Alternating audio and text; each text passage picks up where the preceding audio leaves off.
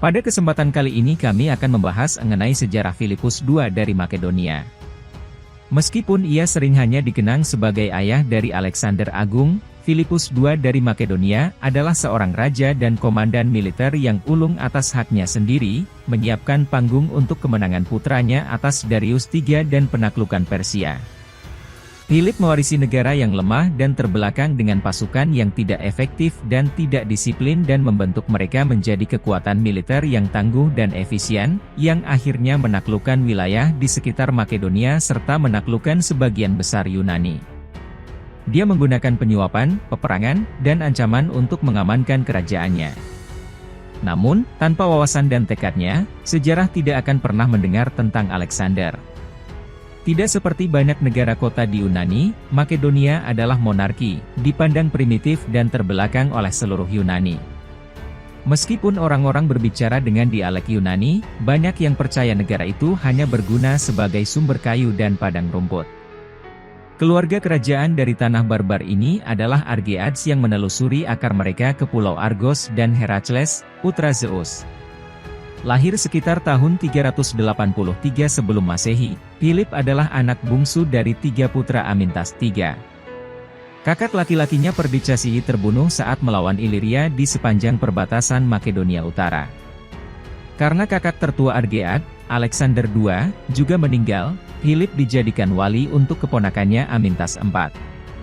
Philip naik tahta Makedonia untuk dirinya sendiri pada usia 23 tahun pada tahun 359 sebelum Masehi. Perhatian langsungnya ada 2, untuk menjaga perbatasan Makedonia dan mengatur kembali tentara.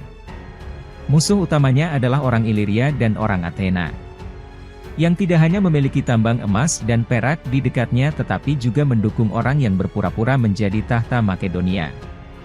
Untungnya, karena sebagian besar Yunani terlibat dalam serangkaian perang saudara, Philip punya waktu untuk mengatasi masalah Makedonia yang paling mendesak. Philip dengan cepat menyadari kelemahan pasukan negaranya dan memanfaatkan pengalaman masa lalu untuk membentuk mereka menjadi unit tempur yang hebat. Selama 3 tahun, dimulai sekitar 367 sebelum Masehi, dia telah menjadi sandera di Thebes. Saudaranya Perdikcas akhirnya dibebaskan, di mana dia menyaksikan band suci yang terkenal dan baji Theban yang sangat sukses, serta kemampuan taktis dari komandan terkenal mereka Epaminondas dan Pelopidas. Dengan menggunakan pengalaman ini, dia mengatur ulang pasukan Makedonia sepenuhnya. Dia meningkatkan ukurannya dari 10.000 menjadi 24.000 dan memperbesar kavaleri dari 600 menjadi 3.500. Ini bukan lagi pasukan pejuang warga tetapi salah satu prajurit profesional. Dia menciptakan korps insinyur untuk mengembangkan persenjataan pengepungan, yaitu menara dan ketapel. Untuk memberikan rasa persatuan dan solidaritas kepada setiap orang, dia menyediakan seragam dan meminta sumpah setia kepada raja. Setiap prajurit tidak lagi setia pada kota atau provinsi tertentu tetapi hanya setia kepada raja.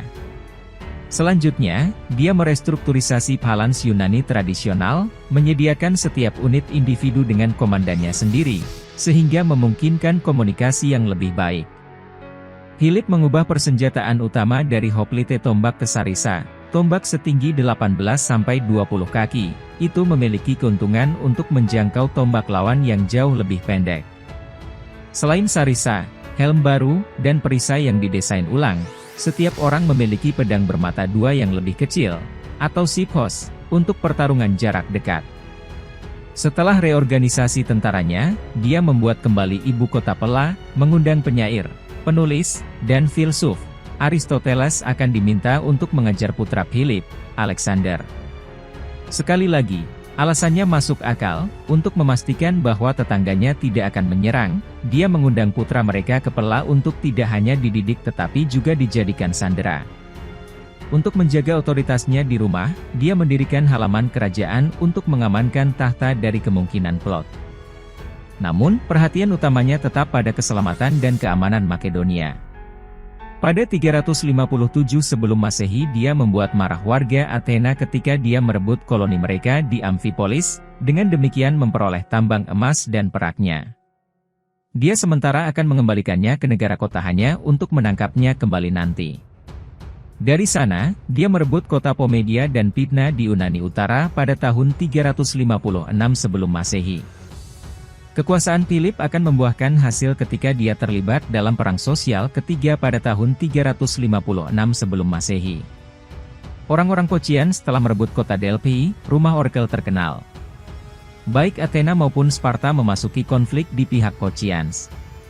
Liga Tesalia meminta Philip untuk membantu dan, meskipun dia awalnya dikalahkan, dia dan kavaleri Tesalia menghancurkan Phocians dan komandan mereka Onomarchus di Battle of Trochus Field pada 352 sebelum Masehi. Meski tidak dapat mengamankan aliansi melawan Philip, Athena akan terus mengobarkan perang sampai perdamaian Philocrates pada 346 sebelum Masehi. Peperangan terus-menerus ini semakin melemahkan Yunani Selatan. Selama waktu ini, Philippus memperluas cengkeramannya di Yunani dengan merebut kota-kota Trenides pada tahun 355 sebelum Masehi, sebuah kota yang dia beri nama Philippi, Methone pada tahun 354 sebelum Masehi yang dia hancurkan, dan Olynthus di semenanjung Chalcidice pada tahun 348 sebelum Masehi. Tapi dia tidak lolos dari pertempuran ini tanpa bekas luka pribadi, kehilangan mata, patah bahu, dan kaki lumpuh. Sepanjang kebangkitan Philip ke kekuasaan dan kemenangannya di seluruh Yunani, duri konstan di sisinya adalah Demosthenes, orator Athena yang hebat, yang terus-menerus mencerca Philip dalam serangkaian pidato yang disebut The Philippics. Pidatonya yang berapi-api, dia kemudian menyebut Alexander anak nakal, akhirnya memuncak dalam pertempuran Chaeronea pada 338 sebelum Masehi, pertempuran yang menunjukkan kekuatan dan otoritas Makedonia. Philip dan putranya Alexander dengan telak mengalahkan kekuatan gabungan Athena dan Thebes. Akhirnya, Kongres Panhellenic dipanggil di Korintus dan perdamaian akhirnya ditegakkan. Dengan pendiriannya sebagai ketua kongres dan janjinya untuk mengamankan koloni Yunani di Ionia, Philip mulai merencanakan invasi ke Persia. Selama penaklukannya atas Yunani, Philip mengambil waktu jauh dari medan perang untuk menikah 7 kali. Pernikahan yang paling terkenal adalah dengan Olympias, putri Neoptolemus dari Epirus dan ibu dari calon penakluk Persia, Alexander. Pada saat Alexander lahir pada tahun 356 sebelum Masehi, Philippus sedang berperang di Potidea. Sejarawan Plutarch dalam Life of Alexander-nya menulis tentang masa ini, tepat setelah Philip merebut Potidea. Dia menerima 3 pesan sekaligus, bahwa Parmenio telah mengalahkan Iliria dalam pertempuran besar, bahwa kuda pacuannya telah memenangkan perlombaan di Olimpiade, dan bahwa istrinya telah melahirkan Alexander. Namun, ketika Alexander tumbuh dan kecerdasannya menjadi jelas, ketegangan meningkat antara ayah dan anak. Karena ibu Alexander berasal dari tetangga Epirus, raja ditekan untuk menikah dengan orang Makedonia sejati dan memberi negara pewaris darah murni. Pada tahun 337 sebelum Masehi, Attalus, seorang teman dekat dan komandan Makedonia, meyakinkan Philip untuk menikahi keponakannya, Cleopatra Eurice, dan memberikan ahli waris yang lebih cocok. Plutarch menulis, pada pernikahan Cleopatra, yang membuat Philip jatuh cinta dan menikah, dia terlalu muda untuknya. Pamannya Attalus dalam minumannya menginginkan orang-orang Makedonia akan memohon kepada para dewa untuk memberi mereka penerus yang sah ke kerajaan oleh keponakannya. Di pesta pernikahan, Alexander menjadi marah atas gagasan ini dan menyuarakan kemarahannya, baik atas komentar Attalus maupun kemabukan ayahnya. Karena ucapannya, dia dan ibunya untuk sementara diasingkan, dia di Epirus dan dia di Iliria.